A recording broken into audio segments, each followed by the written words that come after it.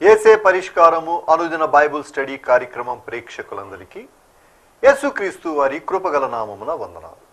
ప్రభువునందు ప్రియ దేవుని బిడ్డలారా, నేటి దినము డాక్టర్ కారుపాటి శ్యామ్సాగర్ గారి ద్వారా బైబుల్ స్టడీలోని వాక్య భాగంను దినవృత్తాంతములు 2వ గ్రంథము నుండి ధ్యానం చేసుకుందాము. మీరందరూ బైబుల్తోనూ నోట్బుక్తోనూ సిద్ధపడి ఉంటే డాక్టర్ కారుపాటి శ్యామ్సాగర్ గారు ప్రార్థన చేసి ఈ దినపు వాక్య పరిచర్య చేస్తారు. ప్రార్థన చేసుకుందాం. తలలు వంచండి, ప్రార్థనలో ఏకీభవించండి. మమ్మల్ని మిక్కిలిగా ప్రేమిస్తున్న మా ప్రియ తండ్రి, మీకు వందనాలు. నేటి వాక్య ధ్యానం మాకు దీవెనగా అనుగ్రహించండి. నిరుద్యోగుల కొరకు ప్రార్థన చేస్తున్నాం. ఎంతో వేదనతో ఉన్న బిడ్డలను జ్ఞాపకం చేసుకోండి. మిక్కిలి చదువులు చదివి ప్రభు ఉద్యోగాలు లేక బాధపడుతున్న వారికి జీవన భృతిని కలుగు చేయమని ప్రార్థిస్తున్నాం. ఘనత మహిమ ప్రభావాలు మీరు పొందినట్లు లేఖనాలను గ్రహించుట మాకు నేర్పమని యేసు నామములో ప్రార్థిస్తున్నాము తండ్రి, ఆమేన్. ప్రభువునందు ప్రియ దేవుని బిడ్డలారా, మీ పరిశుద్ధ బైబిల్ గ్రంథాన్ని తెరవండి. దినవృత్తాంతములు 2వ గ్రంథము 32వ అధ్యాయము మీ ఎదుట ఉంచుకోనండి. 32వ అధ్యాయములో 33 వచనాలు వ్రాయబడ్డాయి. హిజ్కియా జీవితంలో ఒక చాలా పెద్ద యుద్ధం. దేవుడు ఏ విధంగా హిజ్కియాకు సహాయం చేశాడో, శత్రువు హిజ్కియా మీద ఏ విధంగా ఆధిపత్యానికి ప్రయత్నం చేశాడో, ఇవన్నీ కూడా ఇందులో కనిపిస్తాయి. తర్వాత హిజ్కియా జీవితంలో సంభవించిన ఒక ప్రమాదకరమైన రోగం, ఆ తర్వాత అతని లైఫ్ ఎక్స్టెన్షన్, ఇవి చాలా మంచి విషయాలు. మన ఆత్మీయ జీవితాలకి, అనుదిన జీవితానికి చాలా ఉపయోగకరమైనటువంటి మాటలు ఇందులో మనకు కనిపిస్తాయి. జీవితమే ఒక పోరాటం అనే పదం మీరు వినుంటారు. విశ్వాసి విషయంలో జీవితము ఒక ఆధ్యాత్మిక పోరాటం. అవిశ్వాసులైన వారు, సాధారణ మానవులు, విశ్వాసం ఉంచని వారు కూడా జీవితాన్ని పోరాటంగానే తీసుకుంటారు. వారి ఐడియాలజీస్ వేరే ఎలా ఉంటాయంటే, ఈ లోకంలో సంపాదించాలి, ఈ లోకంలో ఆరోగ్యంగా ఉండాలి, ఈ లోకంలో సంతోషంగా, ఉన్నతంగా, అధికారంతో, ఆర్థిక స్థితిలో చక్కగా మంచి పేరు ప్రఖ్యాతులతో జీవించాలి. దాని కొరకు పోరాటం. కానీ విశ్వాసి పోరాటం దాని కొరకు మాత్రమే కాదు. దాని కొరకు మాత్రమే కాదు, ఇంకొంచెం ఎక్కువైనది ఉన్నది. ఏమిటి అనగా, దేవుని ఎదుట, సమాజం ఎదుట దేవుని పిల్లలుగా సాక్ష్యాన్ని స్థిరపరచుకోవటం. They need to keep their faith, విశ్వాసాన్ని కాపాడుకోవటం, బహుమానం కొరకు ఎదురు చూడటం. ఇది విశ్వాస జీవితంలో అదనంగా చేర్చబడిన ఆత్మీయ సత్యం. పౌలు గారు బ్రతికాడు. పౌలు గారి సమయంలో చాలామంది బ్రతికారు, ఉన్నతమైన వారు బ్రతికారు. పౌలు గారు చెప్పాడు తిమోతికి, మంచి పోరాటం పోరాడి తిని నా పరుగు కడముట్టిస్తున్నాను, విశ్వాసం కాపాడుకున్నాను అన్నాడు. ఆ మాటలు గ్రహించండి. మంచి పోరాటం పోరాడి తిని. ఎవరితో పోరాటం? ఎందుకు పోరాటం? ఈ లోకంలో పౌలు క్రీస్తు ప్రభువు యొక్క అపోస్తలుడిగా ఆయన పోరాటాన్ని సాగించాడు. పౌలు ఒకప్పుడు ఉద్యోగంలో ఉన్నాడు. సన్హెద్రిన్ సభ సభ్యుడు, గవర్నర్ ర్యాంకర్. అంత ఉత్కృష్టమైన ప్రభుత్వ పదవిలో ఉన్నటువంటి అతడు ఆ పదవికి రాజీనామా చేశాడు. ఆర్థికంగా బలోపేతంగా ఉన్నాడు ఒకప్పుడు పౌలు. క్రీస్తు సేవ కొరకు ఆ ఆర్థిక విధానం వదులుకున్నాడు. పౌలుకు చాలా భౌతిక తలాంతులు ఉన్నాయి. వాటి చేత రాబడి సంపాదించే అవకాశాలు పుష్కలంగా ఉన్నాయి. వాటిని వదులుకున్నాడు. తనకు కలిగిన దర్శనానికి అవిధేయుడు కాక ముందుకు సాగాడు. జాగ్రత్తగా వినాలి. తనకు కలిగిన దర్శనానికి అవిధేయుడు కాక ఆ మార్గంలో వెళ్ళాడు.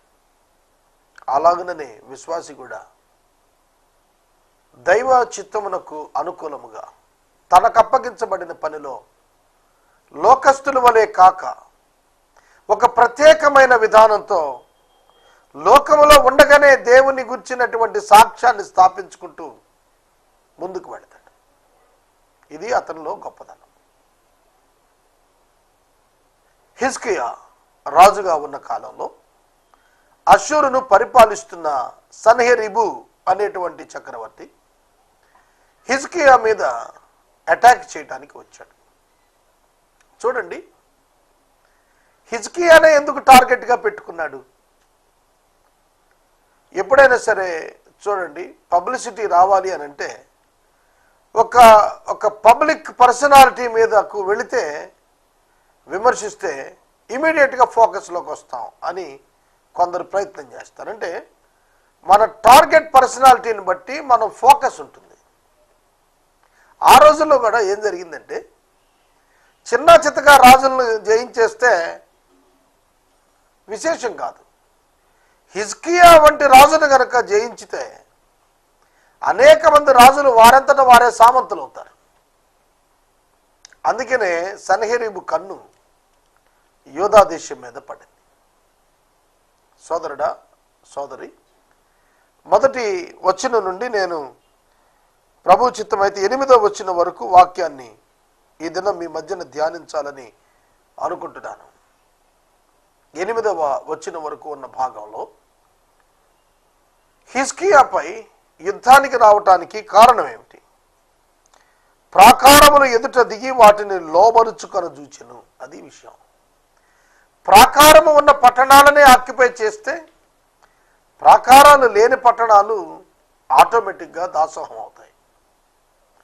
ఒక బలమైనటువంటి రాజు ఆలోచన సరళి ఎప్పుడు ఇలాగే ఉంటుంది. ధైర్యవంతుడు, పరాక్రమవంతుడు, పరాక్రమ సైన్యం కలిగినటువంటి సన్హెరీబు తన బాహుబలాన్ని అండగా చూచుకొని తన యొక్క సైనిక బలం చేత యోధా దేశాన్ని అనగదొక్కాలని బయలుదేరాడు. విశ్వాసికి ఎప్పుడూ శత్రువు పనిచేస్తూనే ఉంటాడు. విశ్వాసిని ఎదుర్కొంటానికి శత్రువు సర్వసన్నద్ధుడై తన ప్రయత్నాలు తాను చేస్తూనే ఉంటాడు.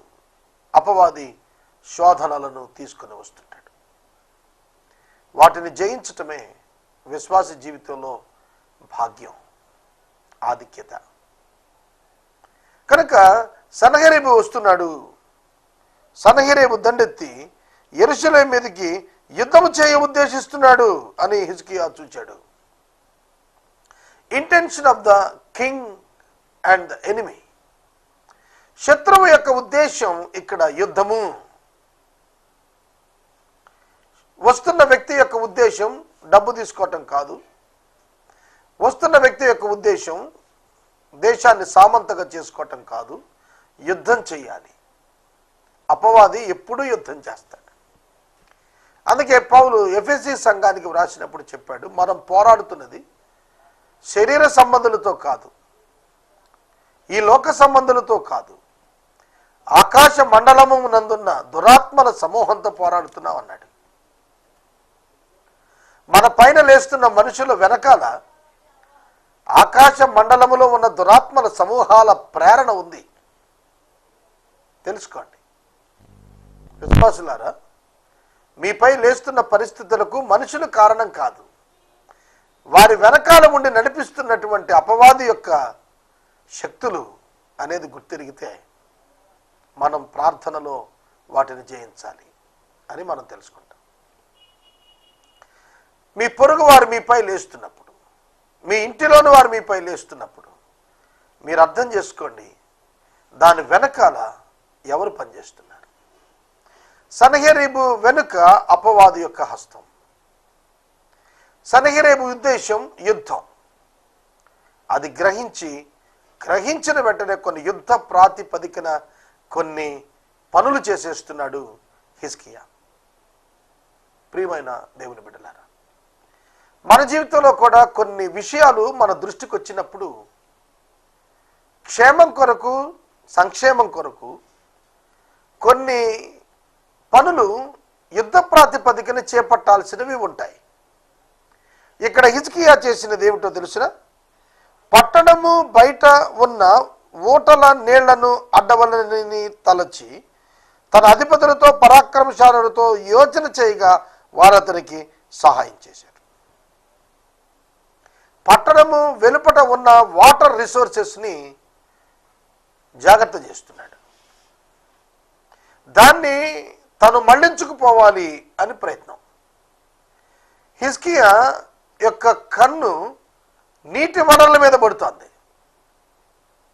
కొన్ని సందర్భాల్లో మనకున్న వనరులను దొంగిలించడానికి సాతానుడు బహు ప్రయత్నం చేస్తాడు. Then we should be very much careful. చాలా జాగ్రత్తగా ఉండాలి. అందుకనే యోచన చేశాడట వాళ్ళతో, పరాక్రమశాలులతో, శతాధిపతులతో, సైన్యాధ్యక్షులతో యోచన చేశాడు. అంటే కాన్ఫరెన్స్ కండక్ట్ చేశాడు. You need to take the help of others when you are on the war.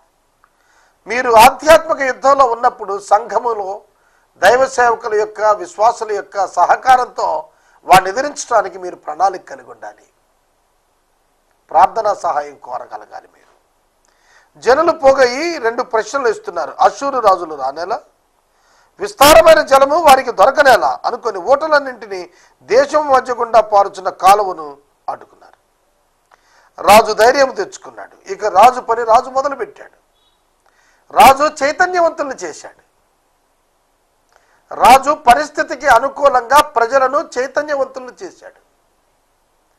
మనం కూడాను పరిస్థితులకు అనుకూలంగా ఆధ్యాత్మిక పరంగాను, భౌతిక పరంగాను చైతన్యవంతులను చేయటం నేర్చుకోవాలి. చైతన్యం ప్రజల్లో రాకపోతే వ్యవస్థల్లో మార్పు రాదు. గ్రహిస్తున్నారా? చైతన్యం క్రైస్తవులలో రాకపోతే సంఘంలో మార్పు రాదు, సమాజంలో మార్పు రాదు. కనుక ఎక్కడ, ఏ సమయంలో ఏ పనిని ఏ విధంగా చేయాలో అలా చేస్తున్నాడు హిజ్కియా. ఇంకొక పని చేశాడు. అదేమిటంటే ధైర్యము తెచ్చుకున్నాడంట. నడుము బిగించాడనమాట. ధైర్యం తెచ్చుకున్నాడు. ఒక ప్రక్కన యుద్ధానికి అతను వస్తుంటే ఇతను చేస్తోంది ఏమిటి? పాడైన గోడ యావత్తు కట్టించాడు. గోపురాల వరకు దాన్ని ఎత్తు చేయించాడు. బయట మరి ఒక గోడను కట్టించాడు. దావీదు పట్టణంలో మిల్లో దుర్గాన్ని బాగు చేయించాడు. చూడండి, అడ్వాన్స్గా కొన్ని పనులు చేస్తున్నాడు. ఎక్కడైతే ప్రాకారపు గోడ పడిపోయిందో దాన్ని మరలా కట్టించాడు, బలపరిచాడు. దాని ఎత్తు చేయించాడు గతం కంటే. మరియు దానికి రావటానికి ముందు మరొక గోడ కట్టించాడు. కనుక మొదటి గోడ దాటినాకే రెండవ గోడ, మొదటి గోడ కంటే రెండవ గోడ మరింత ఎత్తైనది కట్టించాడు. తర్వాత దుర్గమును, మిల్లో అని పిలువబడే దుర్గమును బాగు చేయించాడు. ఏమంటే యుద్ధంలో గెలుస్తాడు కదా, ఇక మిల్లోలో దుర్గంతో పనేంటి? అట్లా కాదు ఆలోచన. దుర్గము బాగు చేయించాడు. యుద్ధ నీతి అది. విశ్వాసంతో ఉన్నాం, గెలుస్తాం కాబట్టి ఏ శ్రద్ధ తీసుకోం, అది విధానం కాదు. We need to take every step to protect our spiritual life and hour characters and our life. మన జీవితాలని అటాక్ చేస్తున్న అపవాదిని జయించడానికి ప్రతి స్టెప్ తీసుకోవాల్సిందే. అపవాది నీ భార్య మనసులో నీపై అనుమానం రప్పించే పరిస్థితులు వచ్చినాయి అనుకోండి, ఆ పరిస్థితులకు దూరంగా పారిపోయి నీ లైఫ్ని ప్రొటెక్ట్ చేసుకోవాలి. నీ భర్త నీపై అనుమానపడే పరిస్థితులు వచ్చినప్పుడు ఆ పరిస్థితులకు, ఆ వ్యక్తులకు దూరంగా వెళ్ళి నీ సంసారాన్ని నువ్వు ప్రొటెక్ట్ చేసుకోవాలి. అలాగే ఆరోగ్యం, అలాగే సమాజంలో పరువు ప్రతిష్టలు. We need to take the advanced steps to protect our life. మన జీవితాలు కాపాడుకోవటానికి ముందస్తుగా మనము కొన్ని పనులను చేసుకోవాల్సి ఉంటుంది. వాటిని చేసుకోకపోతే బుద్ధిహీనులం అవుతాం. కొన్ని సందర్భాల్లో సిద్ధపాటు చాలా అవసరం ఉంటుంది. We need to get ready to face any kind of problem. చూడండి, నేను రికార్డింగ్స్ చేస్తున్న దినాల్లో వరదలు విస్తారంగా వచ్చాయి. మన తెలుగు ప్రజలు వేరే రాష్ట్రంలో పుణ్యక్షేత్రాలకు వెళ్ళిన వారు స్ట్రక్అప్ అయిపోయారు. ప్రభుత్వం చాలాసార్లు వాళ్లకు అవతల స్టేట్ గవర్నమెంట్కు విజ్ఞప్తులు చేసింది. అడ్వాన్స్గా దాన్ని ఎందుకు థింక్ చేయలేకపోయింది? కనుక ప్రమాదం వచ్చినాక మేల్కొంటాం సహాయక చర్యలు కాదు, అడ్వాన్స్గా we need to take the decision. మన ఆత్మీయ జీవితాల్లో కూడా అంతే. అందుకే హిజ్కియా జ్ఞానం కలిగిన వాడు. Prevention is better than cure. Prevention is better than cure. అందుకే కదా మనం టీకాలు వేయిస్తున్నాం. మన ఆత్మీయ జీవితానికి ప్రివెన్షన్ ఎంత అవసరమో మనం ముందుగా ఆలోచించవద్దా? ఆలోచించాలి. గోడను కట్టించాడు,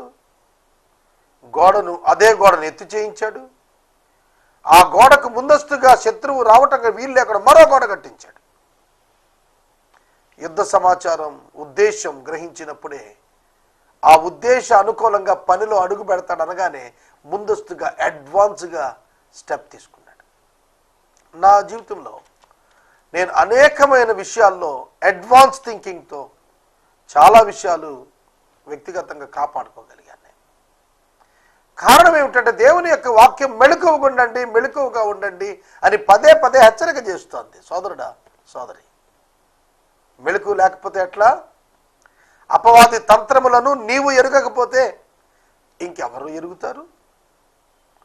స్పర్జన్ గారు ఒక దినాన, Charles Spurgeon, greatest preacher of the 20th century, ఆయన్ని ఒక రోజున మీటింగ్కి వెళ్ళి వస్తున్నాడట. అపవాది దూరంగా ఉండి చెట్టు ఊపుతున్నాడట. రాత్రిపూట ఆయన ప్రయాణంలో ఉండగా, ఏమో రోజు పక్కనే ఉండేవాడు, ఇవాడు కొంచెం దూరం వెళ్ళావే అని చెలోక్తి విసిరాడట దైవజనుడు. అతనికి తెలుసు అపవాది ఉంటాడు, దగ్గరలో పొంచి ఉంటాడు. మీ ఆత్మీయ జీవితంలో క్షేమాభివృద్ధిని దేవుడు ఇస్తాడు. మెళకువ చాలా అవసరం. తర్వాత ఈటలు డాళ్ళు విస్తారముగా ముందస్తుగా చేయించెను. అవసరానికి మించి చేయించాడండి. విస్తారంగా చేయించడం అంటే అవసరానికి మించి. ఎందుకండి? నిరుపయోగంగా పడుంటాయేమో, ఎందుకు అంత అవసరం ఏమిటి అని భావించేవాళ్ళు లేకపోలేదు. Advance thinking, preparation for the war. హిజ్కియా ఆలోచన పరుడు. ఈనాడు క్రైస్తవులు అనాలోచితంగా ఉంటున్నారు. తమ బిడ్డల యొక్క ప్రవర్తన ఎట్టిపోతోందో ముందస్తుగా గమనించుకోలేకపోతున్నారు. నీ బిడ్డలు యవనస్తులు మంచం మీద పండుకొని వారు ఆలోచన చేస్తున్నప్పుడు వారి యొక్క ఆలోచనలు పరిశుద్ధంగా ఉండేటట్లుగా నీవు ముందస్తుగా వారి దినచర్యలను గమనిస్తున్నావా? యవనులు తప్పక తొట్టిల్లిపోతారని వాక్యం చెబుతోంది. క్రైస్తవ కుటుంబాల్లో ప్రస్తుత కలవరానికి కారణం యూత్ ఇన్ క్రిస్టియన్ ఫ్యామిలీస్. వారి ఆత్మీయ జీవితం బాల్యం నుంచే కదా యవనానికి వచ్చింది. బాలుడు నడవవలసిన త్రోవవానికి బాల్యంలో నేర్పిస్తే యవన కాలంలో అతడు పడిపోయేవాడు కాడు. కనుక సండే స్కూల్కి మీ పిల్లలను పంపించండి. విమెన్స్ రిట్రీట్కి మీ భార్యలను, మీ కుమార్తెలను పంపించండి. యవనస్తుల కూడికలకు మీ కుమారులను తప్పక పంపించండి. ఎందుకంటే ఆత్మ సంబంధమైన పోరాటంలో మెళకువగా ఉండటానికి ఎప్పటికప్పుడు ఆధ్యాత్మిక మెళకువ అత్యవసరం. 6వ వచనం, జనుల మీద సైన్యాధిపతులను నియమించి పట్టణపు గుమ్మములకు పోవు రాజవీధిలోనికి వారిని తన యొద్దకు రప్పించి వారిని ఈలాగు హెచ్చరిక చేసెను. చూడండి, రెస్పాన్సిబుల్ పీపుల్, రెస్పాన్సిబుల్ పొజిషన్స్లో ఎవరైతే ఉన్నారో వాళ్ళను తన యొద్దకు పిలుచుకుని హెచ్చరికలు ప్రారంభించాడు. చూడండి, శత్రువు ఇంకా రాలేదు. 9వ వచనంలో అష్షూరు బలగాలను ముట్టడి ప్రారంభం. కానీ 7వ వచనం 6వ వచనం దగ్గరికి వచ్చేటప్పటికే సిద్ధపడిపోతున్నాడు హిజ్కియా. పిలుచుకొని వారికి హెచ్చరికలు చేస్తూ ఉన్నాడు. ఏమని హెచ్చరిక చేస్తున్నాడు? మనం ఒక గొప్ప యుద్ధాన్ని ఎదుర్కోబోతున్నాం, ఒక బలమైన రాజును ఎదుర్కోబోతున్నాం. ఆ రాజుకున్నటువంటి బలాలు ఏమిటి? ఆ రాజుకున్న బలహీనతలు ఏమిటి? ఆ రాజు కంటే మనకున్నటువంటి బలం ఏమిటి? మనకున్నటువంటి శక్తి ఏమిటి? ఇది అధిపతులుగా మీరు అర్థం చేసుకోవాలి మొదట. కనుక తను తన యొక్క ఎంప్లాయీస్ని, తన ఉద్యోగుల్ని, తను పదవుల్లో నియమించిన వారిని మొట్టమొదటిగా అలర్ట్ చేస్తున్నాడు, సన్నద్ధం చేస్తున్నాడు.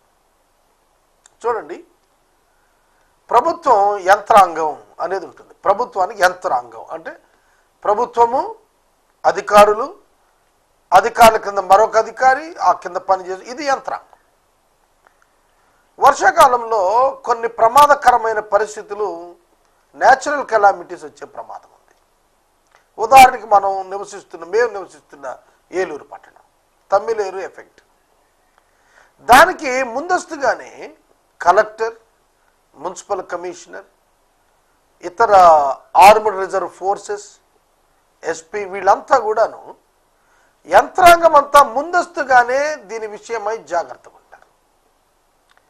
నాగిరెడ్డిగూడెంలో డ్యామ్ ఎప్పుడైతే విడుదల చేయడానికి, వాటర్ వదలటానికి తీర్మానమైందో, ఏలూరులో యంత్రాంగం కూర్చుంటారు. వారితో ప్రజాప్రతినిధులు కూడా కూర్చున్న సందర్భాలు ఉంటాయి. సాధారణ ప్రజలకు ఇవేమీ తెలియదు. ఎవరి పనాలు చేసుకుంటా ఉంటారు. స్కూల్కి వెళ్ళి వచ్చాడు, స్కూల్కి వెళ్ళి వస్తాడు, మార్కెట్కి వెళ్ళాడు, మార్కెట్కి వెళ్తాడు, బజార్ పోయాడు, బజార్కి వెళ్తాడు, బిజినెస్ చేశాడు, బిజినెస్ చేస్తాడు. ఎవరికి తెలియదు. ఇది ఒక ప్రత్యేక యంత్రాంగం దీనికోసం సిద్ధపడతాడు. కొంతమంది ఇసుక మూటలు ట్రాక్టర్స్లో తీసుకెళ్ళి ఎక్కడెక్కడ గట్టులు వీగున్నాయో అక్కడ స్టాక్ డంప్ చేస్తారు, రెడీ చేస్తారు. మరికొంతమంది ప్రొక్లైనర్స్తో రెడీగా ఉంటారు. ఈ వాగు ఎప్పుడు ఉధృతంగా వస్తుందో, ఎంతసేపు ఉంటుంది, ఎన్ని క్యూసెక్కులు వాటర్ వెళ్తోంది, ఈ లాక్స్ నుంచి ఎంత డెలివరీ అవుతోంది, ఎంత ప్రెషర్ బిల్డ్ అవుతుంది, ఇవన్నీ కూడా ఇరిగేషన్ వాళ్ళు ఇష్టపెట్టేస్తుంటారు. దాని ఇంజనీర్స్ అంతా అక్కడ ఉంటారు. రెవెన్యూ యంత్రాంగం దీన్ని సమీక్షిస్తుంటుంది, పోలీస్ యంత్రాంగం అలర్ట్ చేస్తుంటుంది. ఆ సందర్భంలో కొన్ని ప్రత్యేక సమయాల్లో వెహికల్లో అనౌన్స్మెంట్స్ ఇస్తూ ఉంటారు, ప్రజల్లో ధైర్యాన్ని నింపుతారు. ఆందోళన పడకండి, కంగారు పడకండి. ఒకవేళ పరిస్థితి ముందుకు వచ్చేస్తుంది అనుకుంటే లోతట్టు ప్రాంతాలను అడ్వాన్స్గా ఖాళీ చేయిస్తారు. ఇదండి యంత్రాంగం అంటే. ఇప్పుడు మీకు అర్థమైంది కదా. ఈలాగున హిజ్కియా తన శతాధిపతులను పిలుచుకొని హెచ్చరిక చేస్తున్నాడు. హెచ్చరిక చేసి తీవ్రతను, యుద్ధం యొక్క తీవ్రతను గురించి, శత్రువు యొక్క బలాన్ని గురించి, అతని కెపాసిటీస్ గురించి వర్ణిస్తున్నాడు.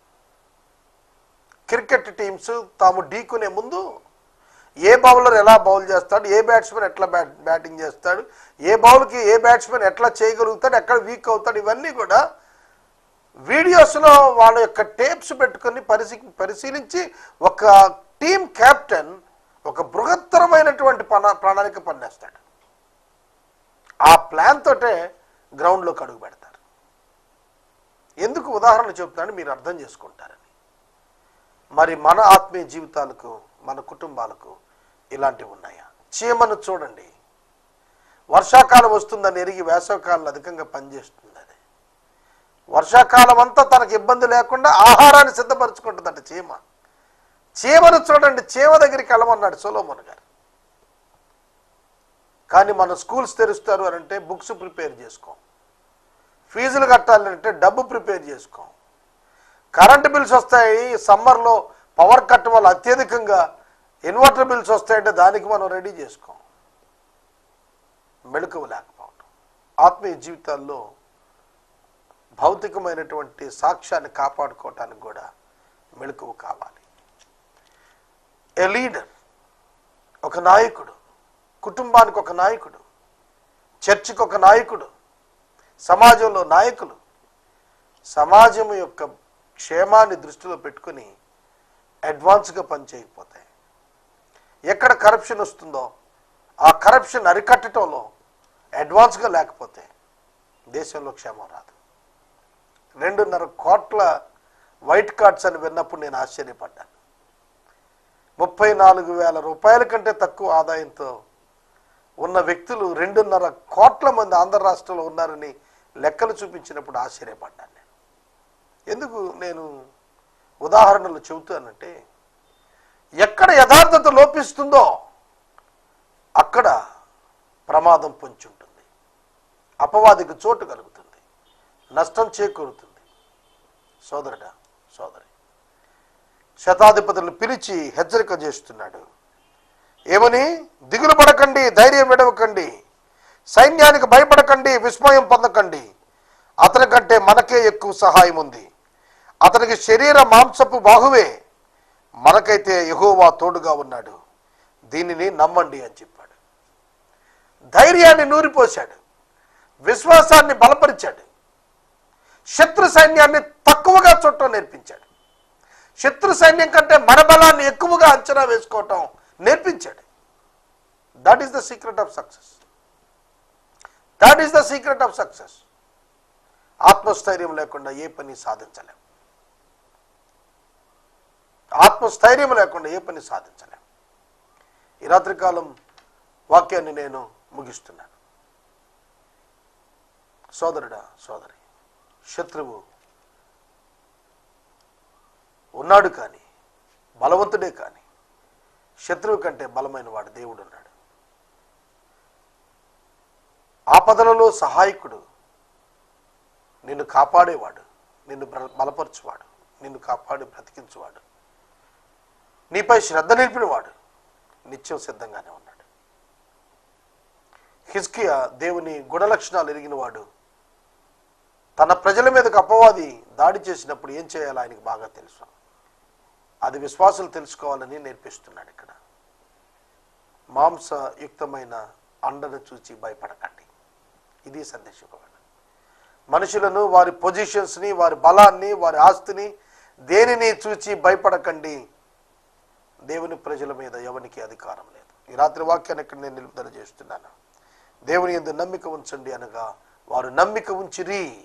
వండర్ఫుల్. వారు నమ్మిక ఉంచిరి. ఈ రాత్రి అట్టి కృప, నమ్మిక ఉంచే కృప మనకు పరిశుద్ధాత్మ దేవుడు దయచేయను గాక. ప్రార్థన చేసుకుందాం. మనము ఇంతవరకు డాక్టర్ కారుపాటి శ్యాంసాగర్ గారి ద్వారా బైబుల్ స్టడీలోని వాక్య ధ్యానమును దినవృత్తాంతములు 2వ గ్రంథము నుండి ధ్యానము చేసుకున్నాము. ఈ కార్యక్రమం ద్వారా మీరు పొందుకొనుచున్న ఆత్మీయ మేలులు ఒక ఉత్తరం ద్వారా మాకు తెలియచేయండి. మీ ప్రార్థన మనవులు మాకు తెలియచేస్తే ఏసే పరిష్కారం కార్యాలయంలో ఏర్పాటు చేసిన ప్రత్యేక ప్రార్థనా శిబిరంలో మీ కొరకు ప్రార్థిస్తాం. మీ కుటుంబ పక్షముగా ఒక ఎపిసోడ్ ప్రసారం చేయాలనుకున్నారు మాకు తెలియచేసి మా సిబ్బంది మీ గృహాలను దర్శిస్తారు. ముగింపు ప్రార్థన ఆశీర్వాదాలతో ఈ కార్యక్రమాన్ని ముగించుకుందాం. ప్రార్థన చేసుకుందాం. మమ్మల్ని మిక్కిలుగా ప్రేమిస్తున్న మా ప్రియ తండ్రి, మీకు వందనాలు. ఈ రాత్రి మా ప్రేక్షకుల యొక్క ఆధ్యాత్మిక వృద్ధి కొరకు ప్రార్థిస్తున్నాం. వాక్యాన్ని బాగుగా చదివి, పఠించి, గ్రహించి ఆనందించడం మా ప్రేక్షకులకు నేర్పండి ప్రభు. ఈ సమయంలో ప్రత్యేకంగా మా ఆర్థిక పరిస్థితులను అభివృద్ధి చేయమని ప్రార్థిస్తున్నాం. యేసునామములో అడుగుచున్నాము తండ్రి, ఆమేన్. మన తండ్రి అయిన దేవుని ప్రేమ, కుమారుని యేసయ్య కృప, పరిశుద్ధాత్మని యొక్క అన్యోన్య సహవాసం సదాకాలం మనందరికీ తోడై ఉండును గాక. ఆమేన్.